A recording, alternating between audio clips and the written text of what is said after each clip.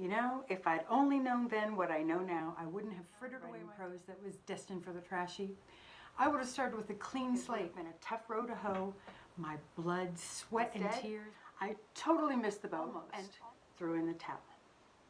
Yeah, stick around for more things I wish I knew when I first started writing.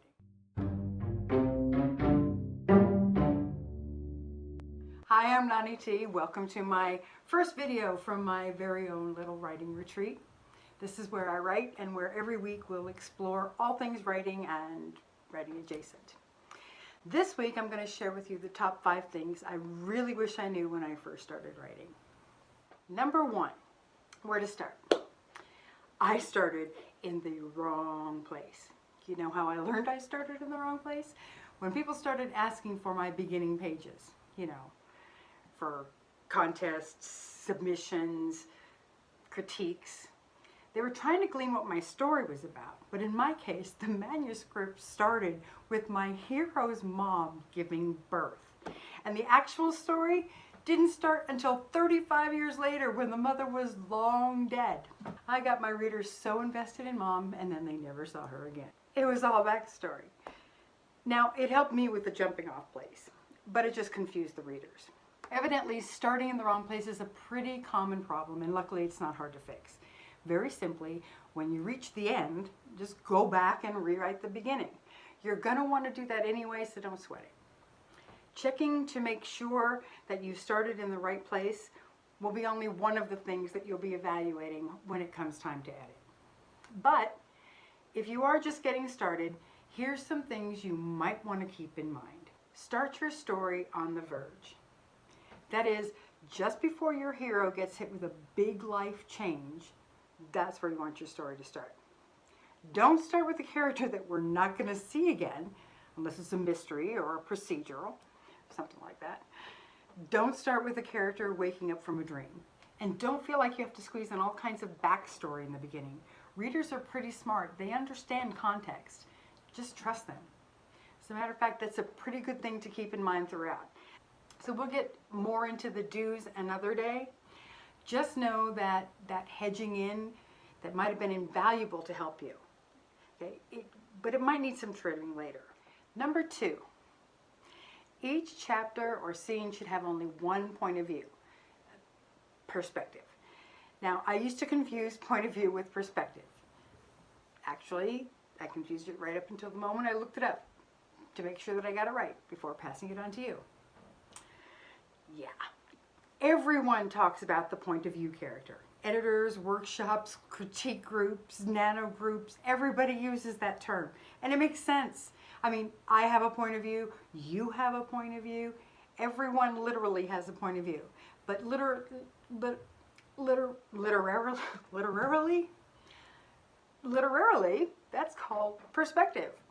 Perspective is who tells the story.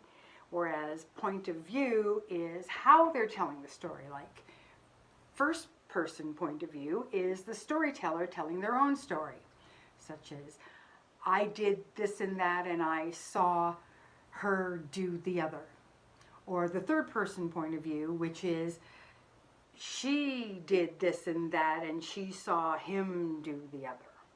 In any case, I had no trouble with that. My trouble was with head skipping between the characters within the same scene. It just isn't done. Actually, it's really hard to do well, so best not. Now below, I have linked a really great article on the difference between perspective and point of view. You'll want to check that out. Number 3, identify whose point of view it is quickly. I was working in 3 different worlds with multiple locations and characters within each. There was a lot of room for confusion. And to help keep that down, I had one point of view character per world. Yeah, I'm gonna keep using that term. But when I switched between those worlds, yeah, I took too long to let the reader know, to orient them in the right world with the right protagonist. I even put headings that identify the world and the location. But it's still too easy to get lost. People's eyes, the reader's eyes will skip right over those headings, especially if they're off to the side like mine were. But now I use the character's name in the very first sentence of each chapter my reader never gets lost. Number 4, beware cliches, stereotypes, tropes, and overused plot devices. So let's start with tropes and stereotypes. Here's some examples. Waking to an alarm clock, bumping into a love interest, throwing money in the air, describing yourself in the mirror, especially if you're using first-person point of view, blaming the parents for everything wrong with the antagonist, or everything that is wrong with the sidekick, or everything that is wrong in the hero's life or history. I'm a parent. Don't do that. Don't do that! Then there are messages in dreams or messages in bottles. Noble savages, sidekicks, starving artists, alcoholic rogue cops, the amnesiac. A lot of these are really tempting, convenient ways to deal with characters or situations, but they're often way overused. And some of them will turn a reader or an editor off in less than a heartbeat. Now, plot devices. I love me some good plot devices.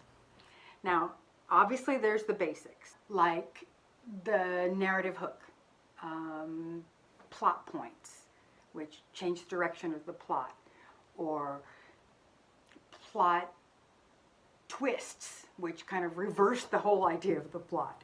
There's pinch points, which are tiny little plot points. There's flash forward, flash back, foreshadowing, and then the dark night of the soul. Then there's the more creative types of plot devices, starting with my very own favorite, the MacGuffin, which is the thing that everyone who is anyone is seeking. There's the Deus ex machina. I don't speak Latin. It means the God in the machine, where magic or some other unforeseen power comes along and solves the big problem in the story. Then there's the red herring, the plot voucher, or Chekhov's gun, which is kind of like, you know, in a video game where you pick something up and you carry it around because you might need it later on.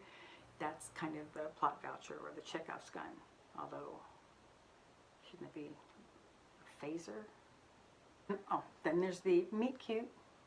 I love a meet cute. Then there's the death trap, the villain's overcomplicated way that they're going to get the hero. Then how about that universal translator, or the Mexican standoff, the shoulder angel devil thing, the time paradox, the prophecy. I sense the segue to cliche. Cliches are overused idioms, like the ace in the hole, fit to be tied, man's best friend, play your cards right, ugly as sin, bye Felicia. Don't do that. That's gonna leave a mark. My skin crawled, my blood is rushing, my blood is pounding, my blood is boiling, things with blood. Beware overuse. Sometimes these idioms can really help to define a specific kind of character. As a matter of fact, I'm collecting certain kinds of idioms. I'm collecting Irish and Navajo. I'm collecting Irish and Navajo idioms. So if you have any of those, leave them in the comments for me below, or just tell me I'm stupid for asking, whichever you prefer. But I'll trade you. I have put a link below to an article that has about 600 cliches, more than 600 of these cliches that honestly you should watch out for in your writing. You're going to use cliches. The real key is not to overuse them. Number 5. Just keep writing. Don't wait. If there's one piece of advice I heard over and over and over and still hear, and the most valuable piece of advice, is make time to write. And I'm going to make sure that you hear it from me too, because it really is the most important thing you can do to improve your writing and live what you love.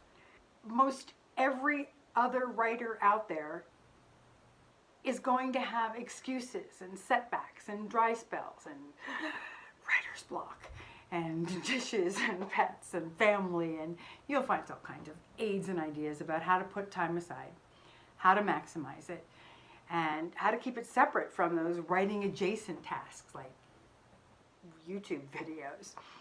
And the bottom line is, it's up to you.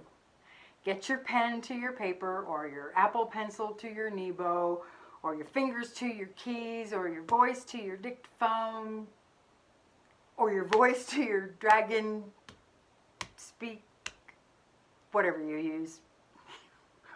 What do you use? We're going to go in more detail on these topics and others in coming weeks. If you'd find that valuable and want to hear more about how to live what you love, please tap those like and subscribe buttons, which are, I'm not sure which of the screen there, or click right there, the one with the face on it. I'm probably pointing in the wrong direction. YouTube.